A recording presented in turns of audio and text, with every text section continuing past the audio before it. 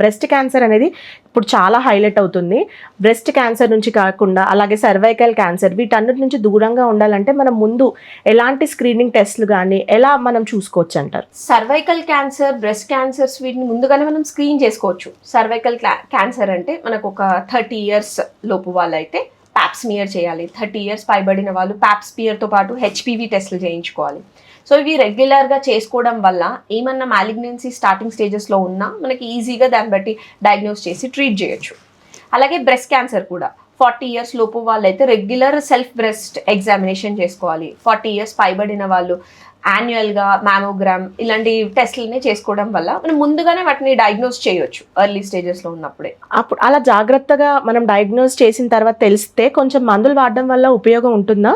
ఖచ్చితంగా ఉంటుంది. Early stages of cancer ఎంత ఎర్లీగా మనం దాన్ని డయాగ్నోస్ చేయగలిగితే అంత బెటర్ ట్రీట్మెంట్ అందించవచ్చు. రాదర్ దెన్ అంటే ఫైనల్ స్టేజ్కి వెళ్ళేంత వరకు కాకుండా ఫస్ట్ స్టేజ్లోనే లేదా ప్రీ మ్యాలిగ్నెంట్ కండిషన్ అంటే క్యాన్సర్ వచ్చే ముందే ప్రీ మ్యాలిగ్నెంట్ కండిషన్లో అలా ఏమైనా మనం డయాగ్నోస్ చేయగలిగితే మనం అసలు ఆ పేషెంట్ లైఫ్ సేవ్ చేసిన వాళ్ళు అవుతాం. వాటికి వ్యాక్సిన్స్ ఏమైనా ఉంటాయంటారా? ఎస్, సర్వైకల్ క్యాన్సర్కి ఉంటుంది. సర్వారిక్స్ అని, గాడాసిల్ 9 అని ఇప్పుడు యాక్చువల్లీ సోషల్ మీడియా వల్ల చాలా మందికి తెలిసినాయి దాని గురించి. సో సర్వైకల్ క్యాన్సర్ ప్రివెంట్ చేయడానికి స్పెసిఫిక్గా పెళ్లి కాకముందు మనం ఈ వ్యాక్సిన్ కనుక తీసుకుంటే 100% ఎఫికసీ రేట్తో ఉంటాయి.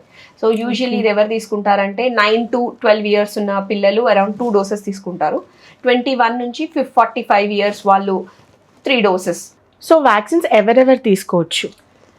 సర్వైకల్ క్యాన్సర్స్ ప్రివెంట్ చేయడానికి యాక్చువల్లీ వ్యాక్సిన్స్ ఉన్నాయి. సర్వారిక్స్ అని, గాడాసిల్ 9 అని ఉన్నాయి. యూజువల్లీ ఇది 9 years నుంచి 45 years వరకు బోత్ మగవాళ్ళు ఆడవాళ్ళు ఇద్దరు తీసుకోవచ్చు. మెయిన్గా ఏంటంటే సెక్షువల్ యాక్టివిటీ కంటే ముందు తీసుకుంటే 100% ఎఫికసీ రేట్తో ఉంటుంది.